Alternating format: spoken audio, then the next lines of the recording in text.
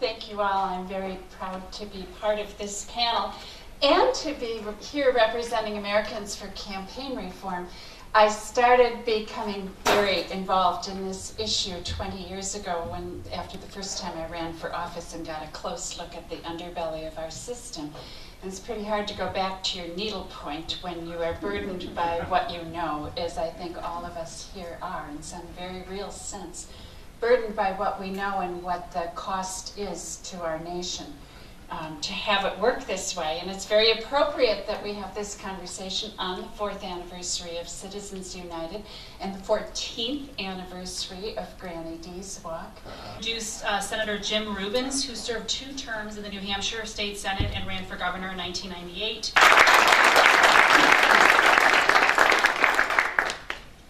Thank you, folks. Thank you for the introduction. Some of that is in the past tense, as you'll see shortly. Well, first, a huge thank you to the Rudman Center for hosting this, to the Americans for Campaign Reform, and for John Rao, who instigated this as a national issue many years ago. Thank you for that. And to Larry Lessig, who has taken the charge here now and has founded New Hampshire Rebellion. Thank you, Larry, for doing that. So it's perfect that Larry launched his effort here in New Hampshire, given our state's first in the nation presidential primary. And we're a small state. We have extremely active citizens. I think we have the most politically astute citizens in the country because we have elections so frequently. They never end. For those of you who live here know that. And we have a New Hampshire Constitution that grants us the right of revolution and urging us to reform. This is right in the Constitution, and I quote from that Constitution, "when the ends of government are perverted." And the perversion at the federal level is obvious to most Americans now. We see the revolving door, congressmen becoming lobbyists, lobbyists becoming bureaucrats, bureaucrats and congressmen making money off their service in office. The unspoken quid pro quos, campaign contributions for votes. I think most Americans understand that this is how it works now. And what Washington delivers is crony capitalism, special interest tax breaks, pork barrel spending, regulatory games playing that infest our laws and our budgets. And under the current campaign money system, all of this is thoroughly legal, and as Larry Lessig has pointed out, it is corrupt. It's thoroughly corrupt. Introduced Larry Lessig, who's the Roy L. Furman Professor of Law and Leadership at Harvard Law School. Thank you. It's wonderful to be here. It's wonderful to be here in a building named in honor of former Senator Rudman, who sets a tone for this debate.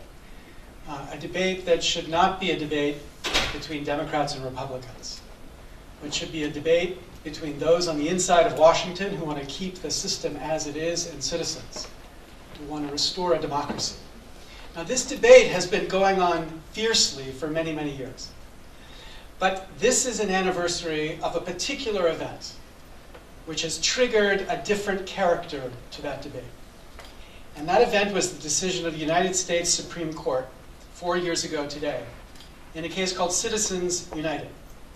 A case which declared that corporations and unions have a constitutional right to spend unlimited amounts of money independent of political campaigns to promote or oppose candidates to elected office.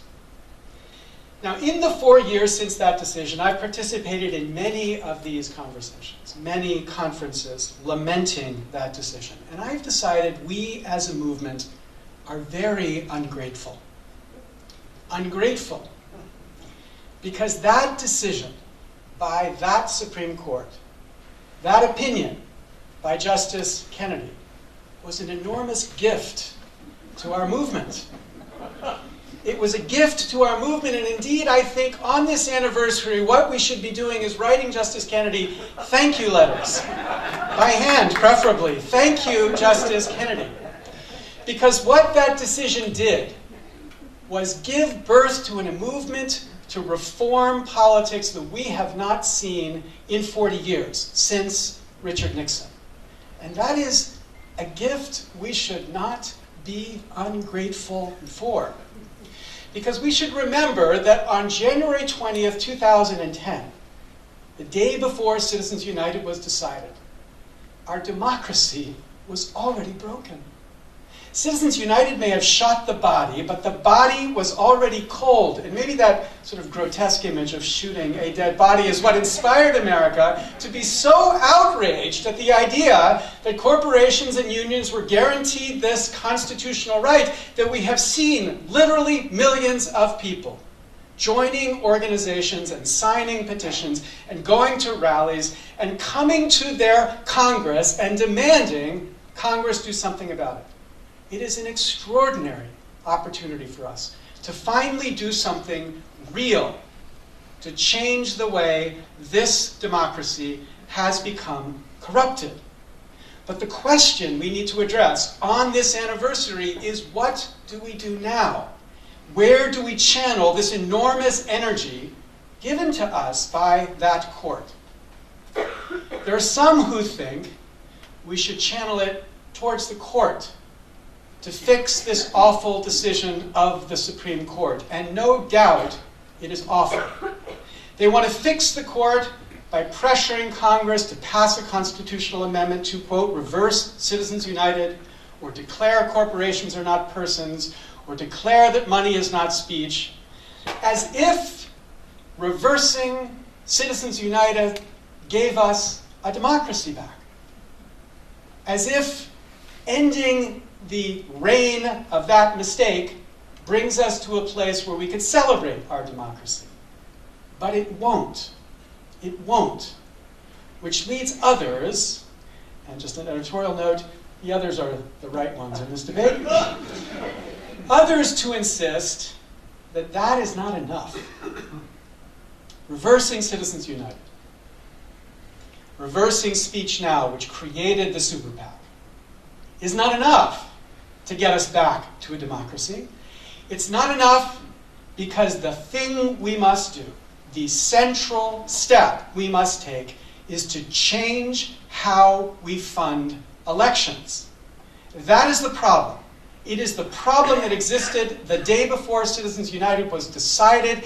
It is the problem that will exist the day after Citizens United is reversed. And I guarantee you, Elena Kagan, the woman who convinced me to leave Paradise, that's California, and move to Boston, has the power to get that court to reverse that stupid decision. We don't need a movement to do the work she will do. We need a movement to change the way we fund elections.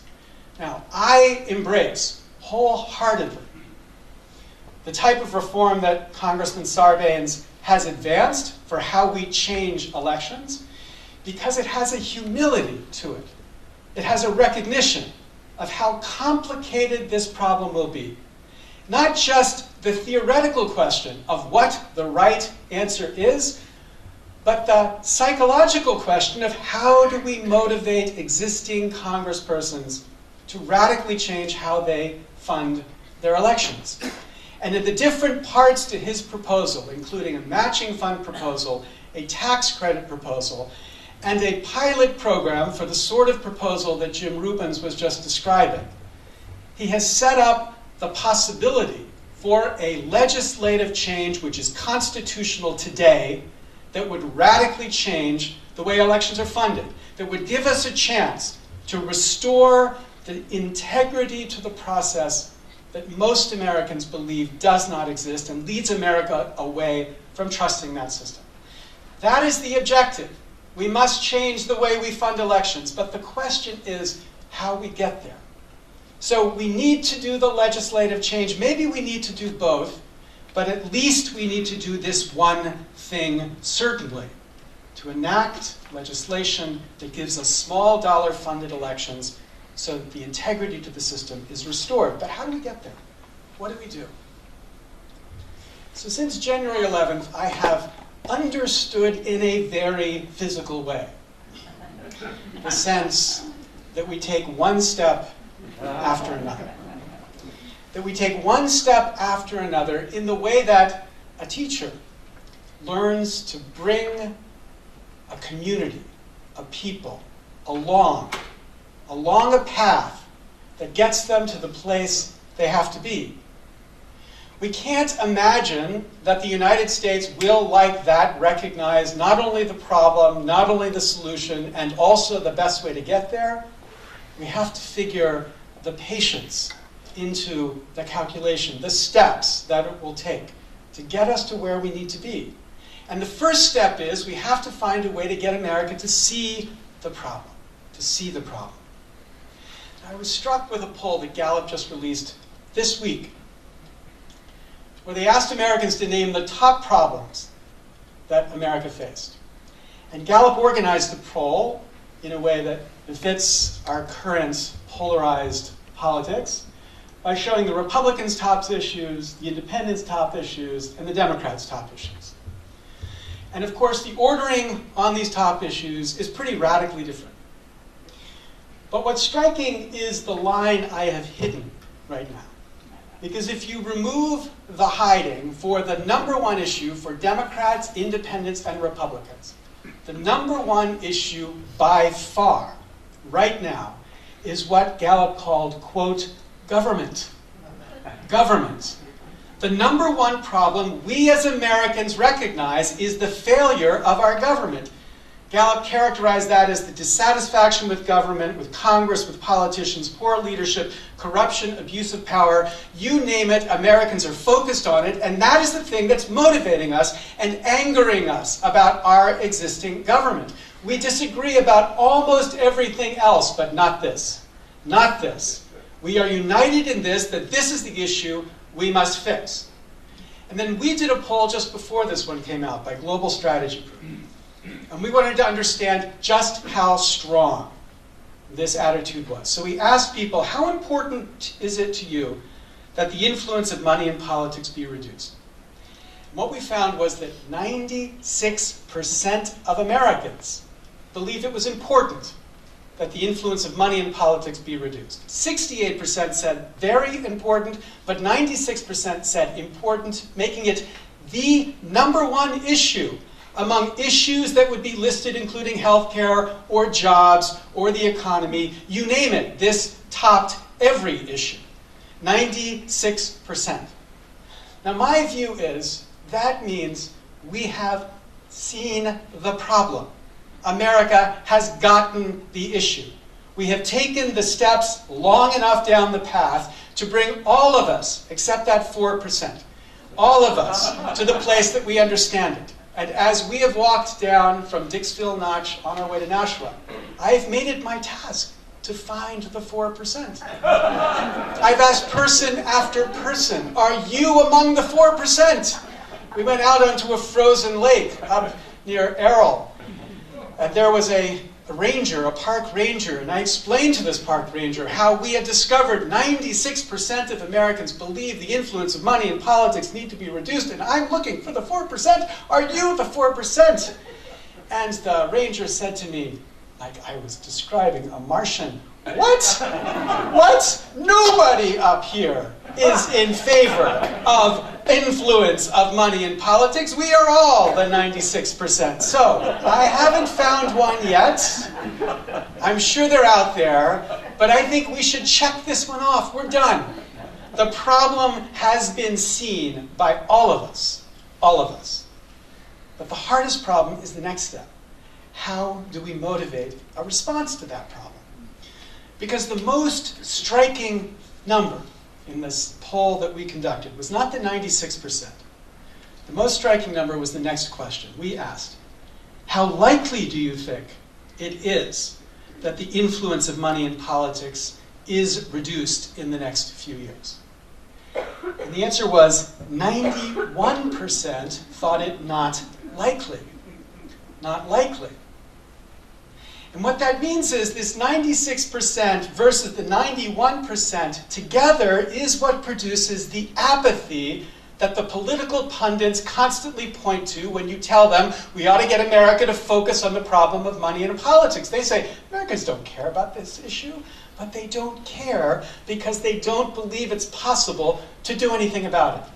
So just like most of us, I submit 96% of us would love to be able to fly like Superman. We would love that. At least 91% of us know we can't fly like Superman, which explains the repeated pattern of behavior of us not leaping off high buildings, expecting we can fly. And we should not encourage people to do that because it is true. We can't fly. We are not Superman. But we can change this funding system. We can fix this problem. And the number one challenge for this movement is to convince America that we can, to show them how. And that's what motivated the ideas which came together as the New Hampshire Rebellion. Reform needs Congress, no doubt. We need a Congress that can be rallied and convinced, as John Sarbanes is trying to do, to ratify the kind of change that would certainly radically change the way Congress funds its elections. We need Congress. And we may need constitutional reform. And with Cenk, I support the idea of exploring states, getting states, to begin to put pressure on Congress, not through resolutions that say, please, Congress, propose an amendment to the Constitution, but instead through resolutions that say, under our power of Article 5, we call on Congress to call for an Article 5 convention so we can propose amendments that you have not taken the leadership to propose. I'm happy to propose and support that movement too. But what we recognize in America today is that reform needs a president. Reform needs a president. It is just the nature of our politics, that if we don't have a president, we don't get reform. And we need to find a way to make this presidential election hang in significant part upon this issue. Now, 15 years ago, this state was the center of just such a reform movement. January 1st, 1999, Doris Haddock started walking from Los Angeles to Washington with a sign on her chest that said, campaign finance reform, arriving 13 months later at the age of 90. But June 30th, 1999, John McCain came to Bedford and gave a speech in Bedford that spoke of the system of corruption in Washington, and that defined the rest of his campaign. Mitch McConnell called him on the floor of the United States Senate and said, Mr. McCain, where are the corrupt senators? You've called us corrupt. I want you to name names. You can't have a gang of gangsters unless there are criminal acts. So who have committed the criminal acts? And McCain said, Senator, I'm not speaking of individual criminal acts. I'm not calling anyone corrupt. I'm saying the system is corrupt. It corrupts all of us. And it will corrupt all of us so long as campaign money is used the way it is to buy influence and access in our Congress. That is the idea that united Democrats and Republicans 15 years ago, I believe, that motivated a cross-partisan movement that I believe the events after 9/11 led us to forget for too many years. And we need to find a way to revive that movement, to revive it and get this back on the agenda. Now, what we know is the politicians will never put it on the agenda themselves. The candidates for president will not put it on the agenda themselves. In the last presidential election in July of 2012, Gallup said the number 2 issue that Americans wanted the next president to address was ending the corruption in Washington. And by corruption, they weren't talking about Rod Blagojevich. They weren't talking about Jack Abramoff. They were talking about the issue that was in their face, money in politics. But neither Obama nor Romney even mentioned this issue. The very first time in the history of presidential elections, as far back as we could calculate, that an issue on the top 10 was not addressed by either presidential candidate. So they will not talk about this unless we force them to. And the idea of the New Hampshire Revolution, oops, that's Article 10 of the New Hampshire Constitution. The idea of the New Hampshire Rebellion is to get citizens in New Hampshire to turn the tables on this presidential election, to ask the question they will not talk about themselves, to get every single presidential candidate in every event between now and 2016 to be asked this one question: how are you going to end the system of corruption in Washington? Now, a question alone does not change anything, but it starts a conversation. It starts a walk. It starts a walk down a path that increasingly gets the ideas of reform into the place that candidates have to address it. And they will if you force them, and if you give them an incentive, they might even come up with ideas that would really work. Now, we started this through this march. Some call it the Insane March. I call it the Insane March. The march from Dixville Notch to Nashua, which we will complete this Friday after 3 bitterly cold days upcoming. A march that has been an extraordinary success across the state. Much more than I ever dreamed. We've brought together an incredible collection of people who have committed to this issue and marched across this state, convincing and persuading and talking and demonstrating to citizens of New Hampshire just what this issue was. Citizens of New Hampshire have seen lawyers, venture capitalists, soldiers, people from the occupying movement, programmers, bakers, people who have acted against illegal, immoral wars, taking a stand for right. They have seen these people in a group, and you see them here in the white t-shirts, taking this message to people across the state. And as they did it, we had an incredible response. Cars driving by would honk, people would put their hands out with their thumbs up. Some people, it's a very bad idea, threw their bodies out of their cars and screamed, hooray, hooray, they came out of their houses. They put signs in front of their doorsteps. They welcomed us and encouraged us because they were passionate, desperately passionate, to be given the idea that change here was possible. It was this idealism that sparked citizens. Citizens who deep down believe they have been disenfranchised by the system. They have been disenfranchised because they recognize what Jim Rubens was talking about, that we have 2 elections in America. We have a voting election and we have a money primary. And in the voting election, we may all have the right to vote after hundreds of years of fighting for the right for all citizens to vote. But in the money election, not all citizens have the right to vote. The money election is decided by no more than 150,000 Americans. Turns out just the same number of people is named Lester, so that's why I've called this Lester land that we live in right now. The money election is the place where the influence sets the agenda. As Jim Rubens says, puts ideas off the table. The money election is the critical election that Americans realize they have been disenfranchised from. So we walk. We walk in the footsteps, of course, of Doris Haddock, of Granny D. In a simple act of civil engagement to mark that disenfranchisement. But I think we also walk in the path set by others who argued and fought against disenfranchisement. This is my favorite hero in this fight, a man named Dr. Lonnie Smith.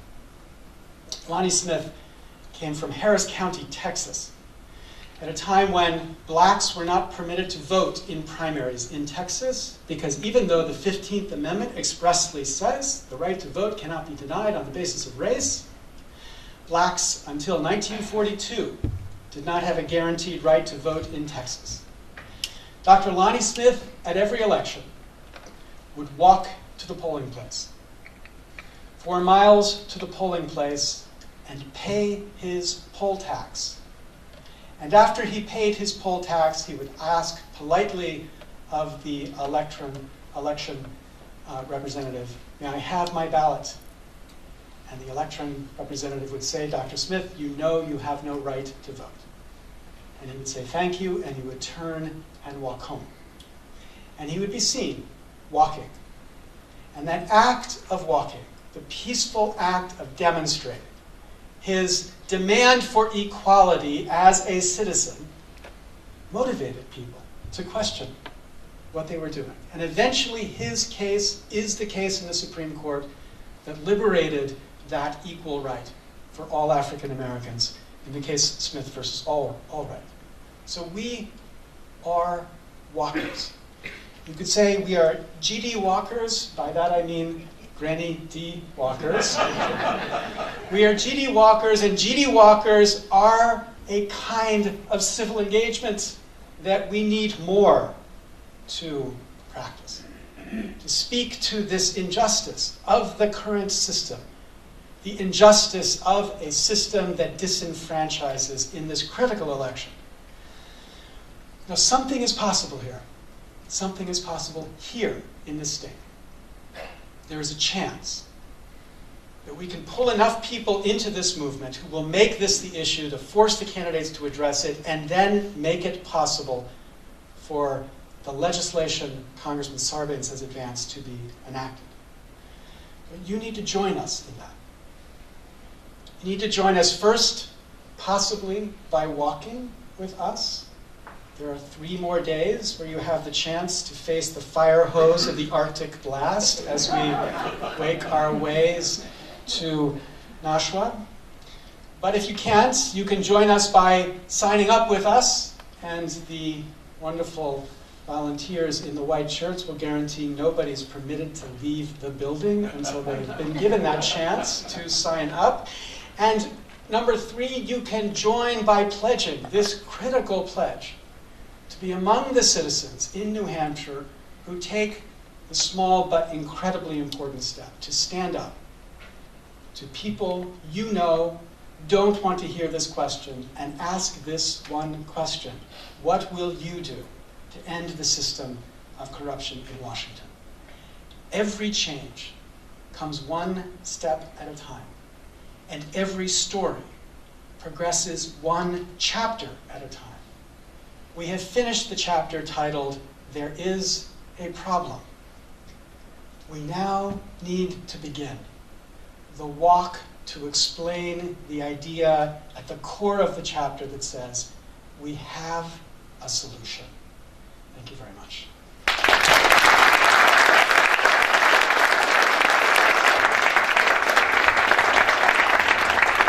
It's now my pleasure, and I will say also my personal pleasure, to introduce Congressman John Sarbanes. I worked in the U.S. Senate for Senator Mikulski and worked closely with his father and his staff for many years. Good evening, everybody. I'm going to try and be relatively brief because I want to get to questions and answers for the panel. I want to start by thanking the Rudman Center. There's many legacies that Warren Rudman left us, but his commitment to this issue of how you empower everyday citizens and create a system that really responds to their needs and their priorities was one of his greatest legacies. And I want to thank also Barbara Lawton from the Americans for Campaign Reform and John Rao, all the folks that have been behind the efforts of that group for so long. Larry Lessig, of course, who's inspiring us to walk, and I think he's inspired me to walk tomorrow morning.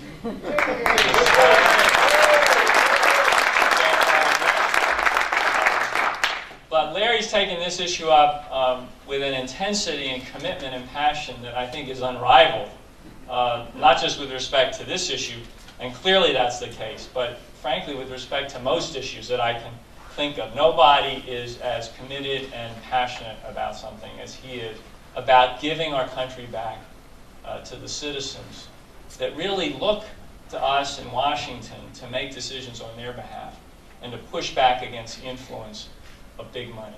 This problem is huge, and I'm here as a practitioner. I mean, I practice the art of politics and of being in Washington and being a member of Congress, and from the day I got there in 2007, January 2007, I started to pay attention to this issue of money. And once you put on those night goggles, you see it everywhere. and you see how much that's wrong with Washington is traceable to the influence of big money on our politics.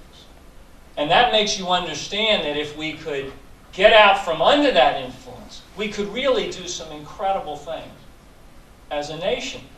Most Americans have very common sense aspirations when it comes to public policy. What they want to see with jobs and the budget, what they want to see with education and health care, what they want to see done to protect the environment, how they want to rein in the influence of Wall Street and these other big industries. They have common sense aspirations for what public policy should look like to make that happen. But the problem is that big money gets in the way. It pours into campaigns. It pours into the pockets of K Street lobbyists. And the result is that when it comes time to make policy in Washington, too often the institution leans in the direction of the big money and away from everyday citizens.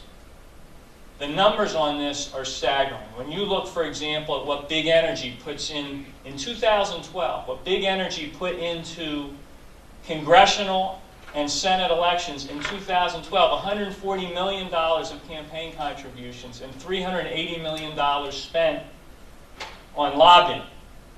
Wall Street and the financial industry in the same cycle, $660 million went into campaigns, congressional campaigns, and another $490 million went into lobbying expenditures. Now that sounds like a lot of money, and it is a lot of money. But the return on investment that they get for that is unbelievable. We continue as taxpayers to provide $4 to $5 billion of subsidies every year to the oil and gas industry. This is an industry that in 2011, the top 5 oil and gas producers saw profits among them of $132 billion. And yet we're sending $5 billion of taxpayer subsidies to that industry every year because we can't close that loophole. Why can't we close it? Because they're spending millions of dollars on campaigns and on lobbyists. Even though, if you polled the American people, the vast majority would say, of course we have to close that loophole. But we have a system that's broken because of the influence of big money, and it can't process the will of the American people. That's why people are so angry and frustrated. That's why they're cynical. That's why they're downright disgusted. I said to someone the other day, I said, boy, people are really cynical about this. She said, no. She said, cynicism is an intellectual response to what's happening in Washington. She said, it's visceral. It's disgust. And I feel that because I go home every single day. I get a real-time gut check from my constituents about how they feel. And that's why I know that if we don't do something about this soon, we're going to lose the American people for good. Many of them are just hanging on by a thread in terms of whether they think they can trust us, let alone whether they even think we're relevant in their lives anymore. So we've got to bring reform, and we've got to bring it soon. So I've described the problem to you. What can we do? What can we do? What's the solution? Well, pushing back on big money in politics, yes, it does involve a constitutional amendment if you want to try to limit independent expenditures. And we ought to continue to push for that. And I'm for that. I've co-signed many of the bills that have been introduced in Congress to that effect. We need transparency and disclosure so we know where that big money comes from. But Larry was right when he said that this problem we're talking about existed the day before Citizens United, and it'll exist the day after we repeal Citizens United, if we're ever able to do that, one way or the other. And those first two things I mentioned, a constitutional amendment to rein in those independent expenditures, more transparency and disclosure, those are good things. Those are about restraining the bad actors out there. But we also need something that empowers the good actors. everyday citizens who feel like their voices are being trampled by the influence of big money. We need reform that empowers everyday citizens to take control of their government. That's why I've introduced this legislation, and will be shortly. It was formerly called the Grassroots Democracy Act. We will be introducing it as the Government by the People Act. The notion that we need a government of, by, and for the people, not of, by, and for the special interests. And Larry talks about a republic lost. Abraham Lincoln talked about not having government of, by, and for the people perish from the earth. And we certainly don't want to see it perish from the United States of America. But we're in danger of that if we don't take bold steps. So what the Government by the People Act would do, it's pretty straightforward. The first piece is a tax credit that would give people refundable tax credit. Make it easier for everyday citizens out there to participate on the funding side of campaigns. Because if money is speech, as this court has declared, then in the words of John Conyers from 3 weeks ago when we were sitting around a table, no money is no speech. So you got to give people the wherewithal to participate. Think of it as your speech voucher, that tax credit. The thing that allows you to participate in the money side. But that's not enough. That's not enough for a candidate to run a viable campaign. Because you know what? It costs $1.6 million every 2 years on average for a member of Congress to win an election. $1.6 million. So the second piece of our proposal is coming in behind those grassroots donations, that $10, $15, $25, $50 donation that gets made, is a multiple match of public dollars to boost up and amplify the voice of the grassroots.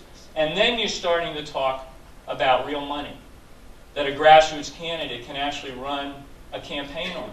And this is important. I want to emphasize this because when we designed this legislation, we had two goals. It had to meet two critical standards. The first was it had to really respond to the way people felt out there.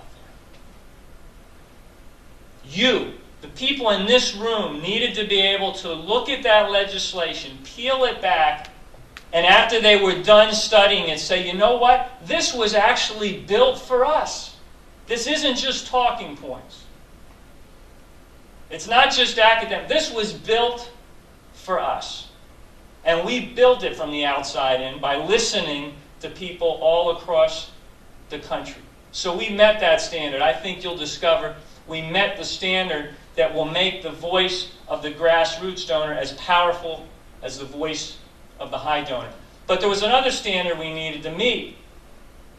We needed for members of Congress and candidates to look at it and say, you know what, I could run a campaign on this. This isn't just a theoretical exercise. Members of Congress need to be able to sit down with their finance director at the beginning of a 2-year cycle, look at it and say, I'll try this because I think I can raise enough money from this proposal by going and talking to my constituents and asking them to step up with a $5, $10, or $15 contribution instead of going to K Street, instead of going to the political action committees.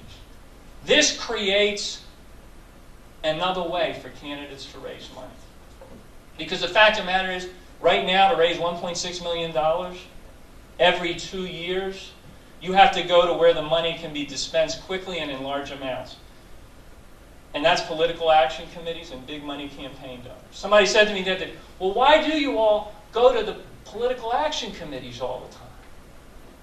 And by the way, I'm running an experiment. I haven't done that for 3 years. I'm one of only 2 people in the country.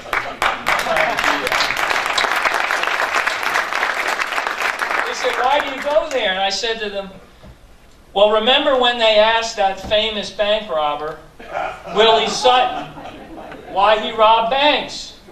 And he famously replied, because that's where the money is. Well, for campaigns, the money is with the PACs and the big money donors. What if we created another place where the money was? What if the money was with the grassroots? Then that's where you would go. And by the way, when you go there to get the money, what else happens? You hear about the real concerns of everyday people. And suddenly, the policy priorities shift around because you're listening to the great majority of Americans out there, what they want to see, what they want to do for jobs, how they want to rein in Wall Street and help Main Street. You start listening to America instead of listening to this tiny group, to the Lester world out there. And it makes a difference in terms of policy. And then the third thing we did, there's a tax credit, there's a multiple match to amplify that voice. And the third thing was we said there are these super PACs roaming the land, and we need to at least acknowledge that. So we create an opportunity for true grassroots candidates, if they want to access some additional funds in the home stretch of a campaign, to be able to do that. Not because they are going to be able to match dollar for dollar what's coming at them, because those are huge amounts, but enough that they can keep their voice in the game. And here's the good news. The data shows that a good candidate who's connected to their constituents, if they can just keep their voice in there, in that last stage, they can win an election against odds of 2-to-1, 3-to-1, 4-to-1, based on the money. So there is a solution. We can do this. I really believe we can do this. I think this is the next big thing, because I think folks are fed up. They want a solution. They want their voice back. They're sick and tired of feeling like nobody's listening to them. And if you want to look at the roots of the Occupy movement and the Tea Party movement, it's the same sentiment. Nobody's listening to us. The question is, where do we take that anger, that frustration, that disillusionment? How do we channel it? And I think we can channel it into this effort around changing the way we fund campaigns and empowering grassroots citizens. I got tons more I could say, but I want to finish with this story because I think it brings home the point. A few years ago, I was at a house party, my house party, and there was a fellow there who'd been to like 3 or 4 of these, and he's a big supporter of mine. He came up to me afterwards. He said, he said, I really like you. I like what you're doing. I like what you stand for. He said, but I got one complaint. He's kind of hesitant. I said, well, what's your complaint? He says, you've never asked me for a donation. He said, I can only give you maybe $20. He said, I can't afford more than that. I really can't. But I'd be proud to do it. You just never asked. Now, what he was saying was, there's some game being played somewhere, and I'm not part of it. I'm being left out.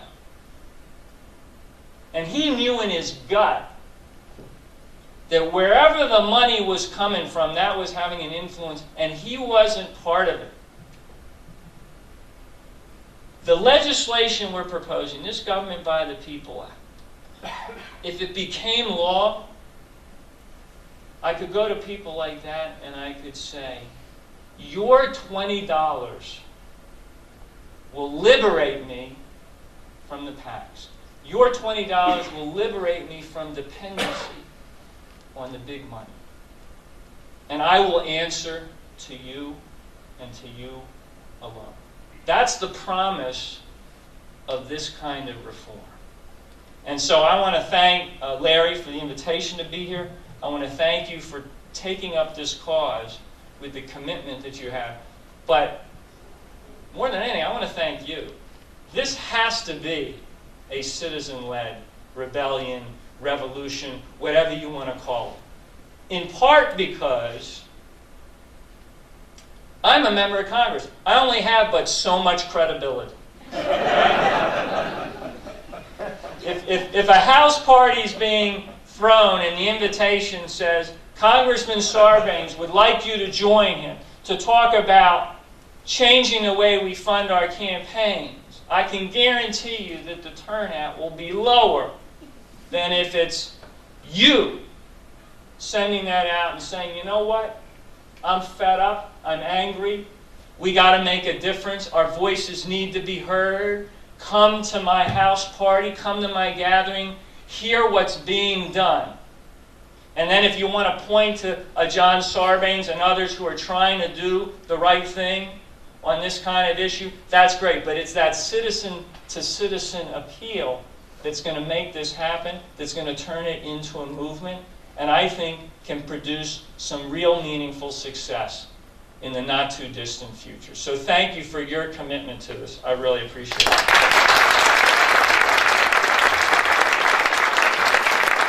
Congressman, and our final panelist for this evening before we start the Q&A is Diane Russell. She's an American politician who serves in the Maine House of Representatives and is a member of the Democratic Party. She first ran for the State House in 2008 when she was working as a cashier at a local convenience store. So talk about someone coming from the trenches. She currently serves on the Veterans and Legal Affairs Committee and the Energy Utility and Technology Committee. She sponsored a bill that would fully legalize and tax the sale of marijuana. She is a native of Woodstock, Maine, and a graduate of Leavitt Area High School. She's received her BA in Media Studies from the University of Southern Maine, and she has worked as a public relations consultant. So thank you for being here tonight.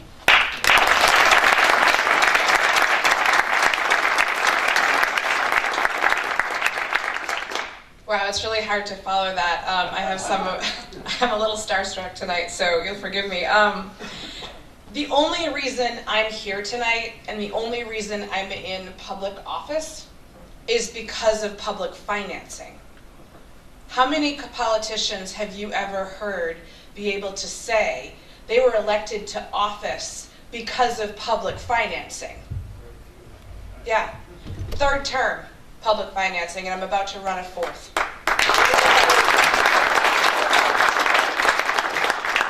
So I was in DC working on election reform when my home district in Portland, Maine opened up, the seat opened up, which is reasonably unusual. Had I known that was going to happen, I wouldn't have gone to DC, and I had to move home in about 3 weeks to run for office.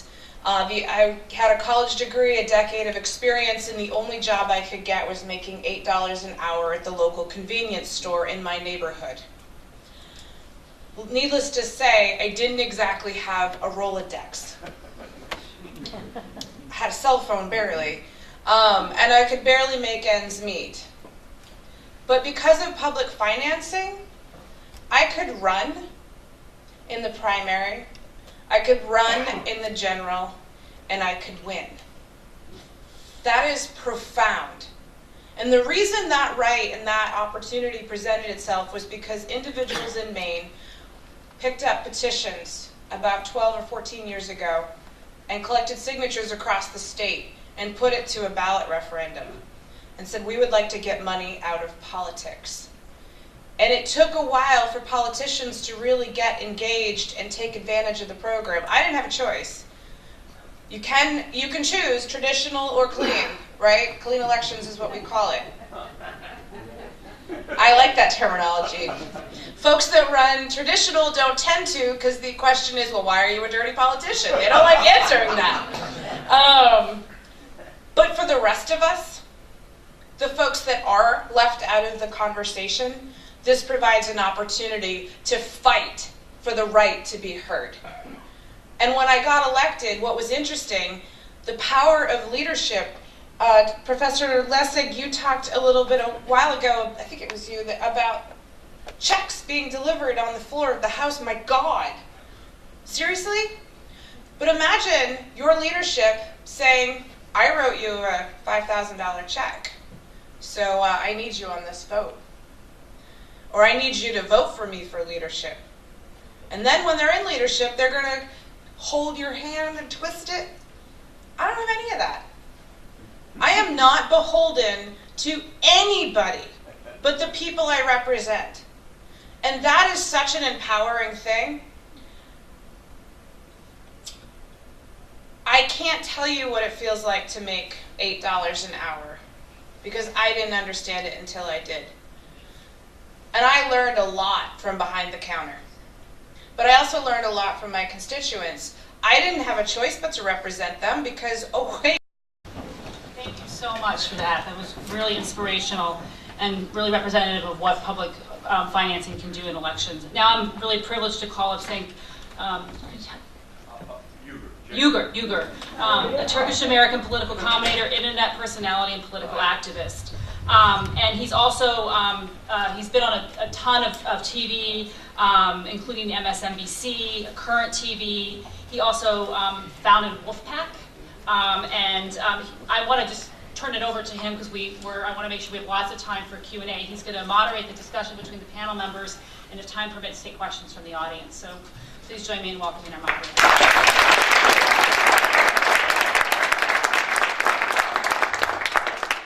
Hey guys, I'm going to take questions from you guys, and I want to start with some questions for the panelists in a second, but I'm a talk show host, so I can't help but talk a little bit.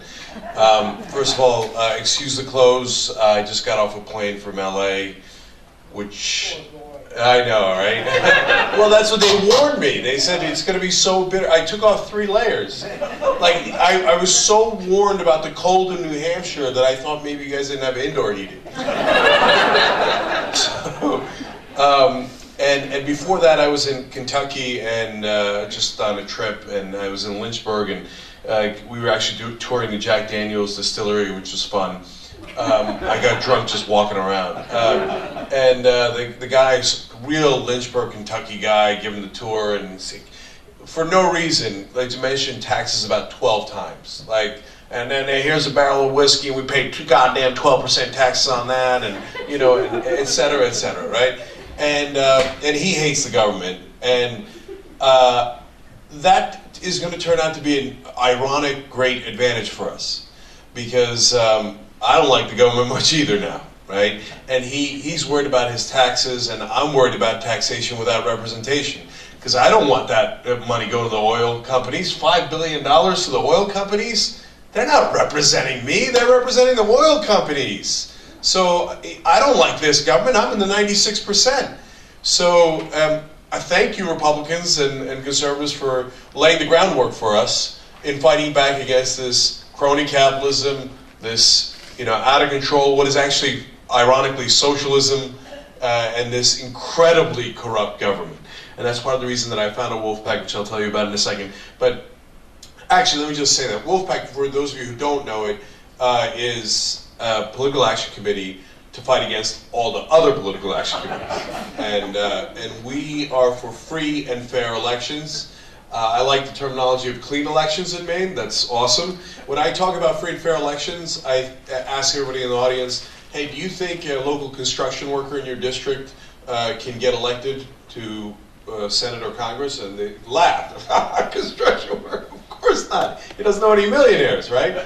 So now here's an actual person working in cash register who got elected. It's amazing. It's unheard of. And Not to Congress! Yeah. And it's because of public financing. It's amazing what could happen if we actually had a democracy, right? If we could have fair elections like our founders imagined that we would. And and by the way, your world that you described, you say liberals versus liberals, and welcome to my world. That sounds pretty good. I wouldn't mind going to that world.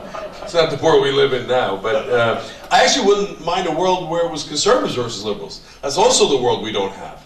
It's the guys with money and power against the rest of us. I mean, that's why I love to work with my conservative brothers and sisters across the country, because I'd love to get back into a democratic debate with them.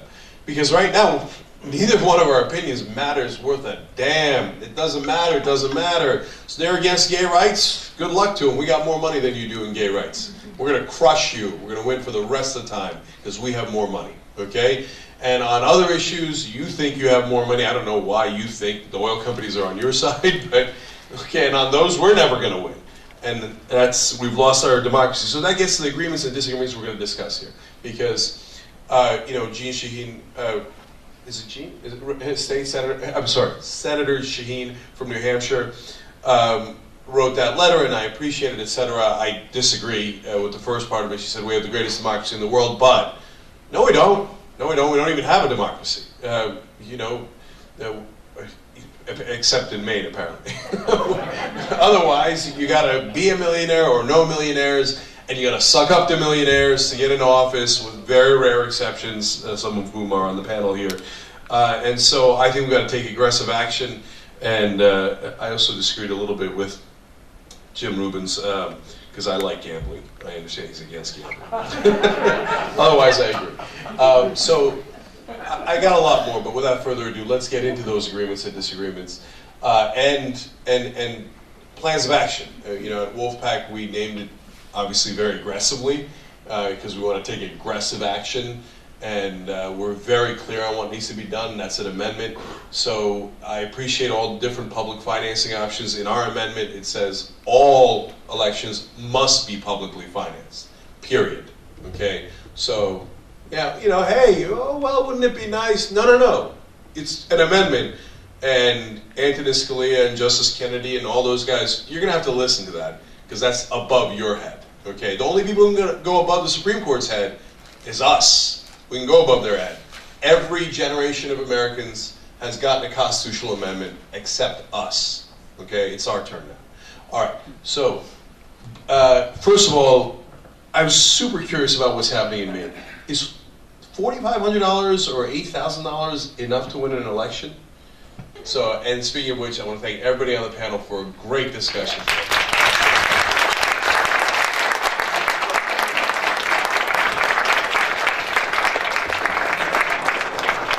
Thank you, everyone, and just feel free. We have drinks and food downstairs, and